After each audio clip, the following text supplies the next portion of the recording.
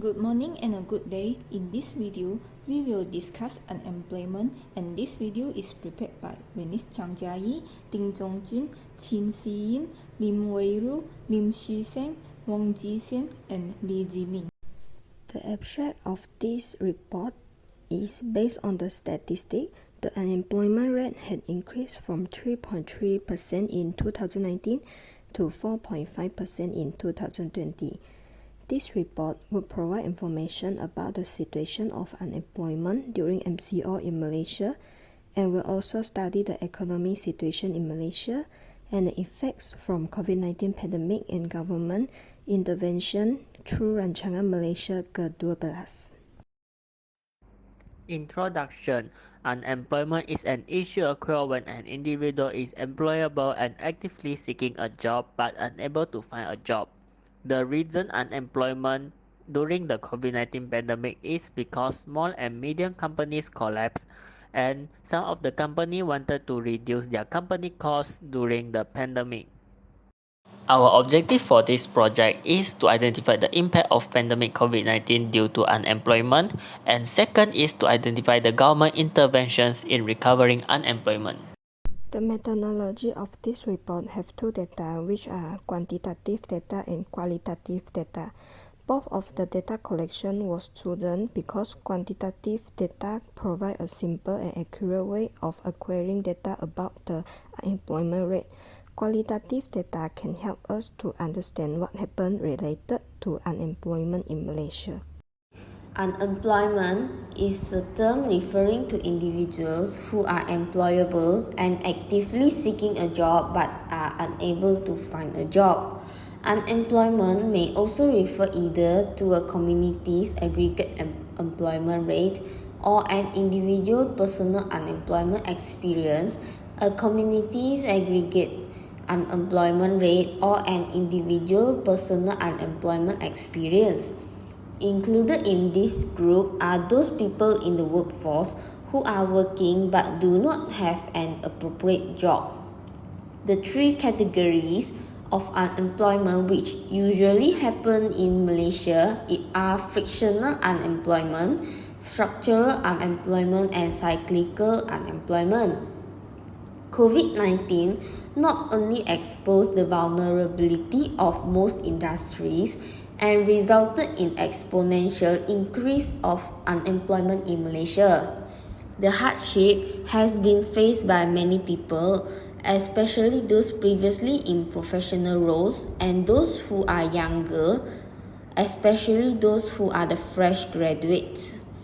The first MCO in Malaysia was imposed from 18 March 2020. During the MCO, they had to survive with their existing savings. Retrenchment brings people into financial hardship, especially those with families to support.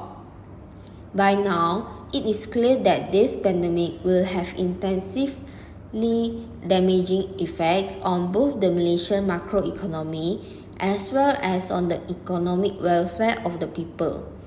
The main sources of economic damage are twofold. The first is the knock-on effect from the impact of the coronavirus abroad, and the second one is generated domestically due to the newly imposed movement control measures. From studies, in the next 2 decades, the situation is expected to be worsened by more than 54% of all jobs in Malaysia could be at high risk of being replaced by technology, and urge graduates to look at this issue as an opportunity for them to uplift their skills and knowledge in line with future industrial needs. The 12 Malaysia Plan 2021 until 2025 targets to solve current problems while restarting and revitalizing Malaysia's socio-economic development for long-term sustainability and prosperity. The objective of this plan is a prosperous, inclusive, sustainable Malaysia. The economy still has some gaps and structural economic problems need to be addressed comprehensively to enable Malaysia to transition into a developed nation by the year 2030. Due to the COVID-19 pandemic, the government implemented the National Recovery Plan (NRP) to mitigate the impact of the pandemic. The 12th plan was formulated taking into account the 6R approach, which includes economic stimulus package and a phased transition under the NRP. COVID-19 pandemic causes Malaysia labour force face a health crisis. They need to be quarantined when injecting COVID-19 and therefore they need to stop their employment temporarily. Moreover, the side effect after injecting the COVID-19 pandemic will cause organs such as lungs, heart and brain damage. It increases the risk of long-term health problems and people are forced to stop their work to condition their body. Based on the statistic, the unemployment rate increased from 3.4% in 2019 to 4.5% in 2020. Besides, economy being affected when the COVID-19 pandemic spread globally. Implement Malaysian Movement Control Order (MCO) causes company gain a loss and facing problem of closing down. Eventually, many of Malaysia labour force are unemployed. High unemployment rate will reduce the gross domestic product (GDP) and reduce foreign investment. Based on the statistic, most of the employees lay off in tourism-related industry, which is 39% of the total layoff, 19,243 people, and the second highest is manufacturing, which is 4,398 people laid off out of the total layoff recorded in March 2020. Next, the job opportunities become more lesser for graduates when COVID-19 spread widely. The reason companies refuse to hire new employees when MCO is implemented is the demand for goods and service decline. They need to cut down their costs to ensure that the company will not face the problem of shutting down. However, this action will affect the competitiveness of our country because graduates can contribute creativity and innovative ideas to the company. Based on the graph, job opportunities decreased 29.36% from 103,900 in 2019 to 73,400 in 2020, while the graduates increased to 316,007 in 2020, which is 2.66% from 2019. It shows that more graduates will face unemployment and the unemployment rate will increase. However, in the 12th Malaysia Plan, our government implements some policy to help economic recover from the effect of COVID-19 and also increase employment. First, government intervention through the 12th Malaysia Plan is restarting and revitalizing our country's economy, intending to boost economic growth, which includes growth of several strategies and high-impact industry, including electrical and electronics, global service, aerospace, halal industry, and so on.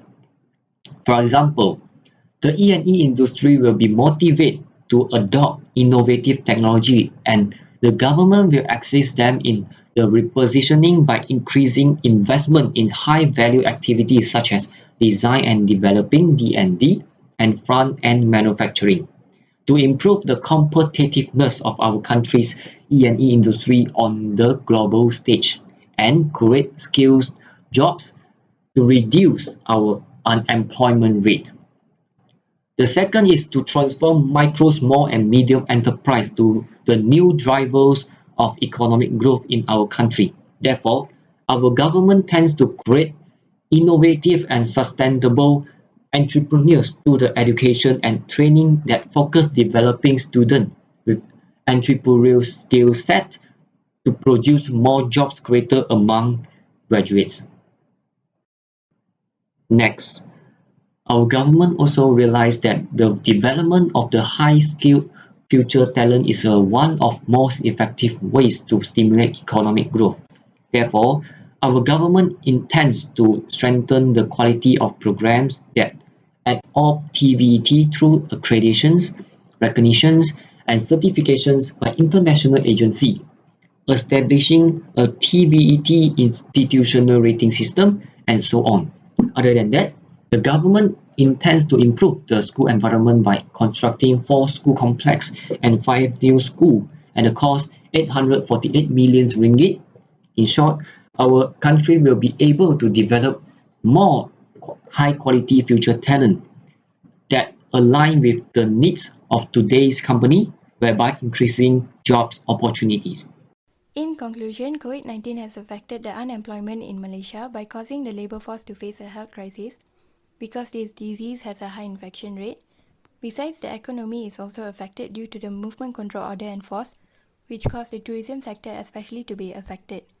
It also caused less job opportunity to be available for graduates because of the low demand for labour in the market.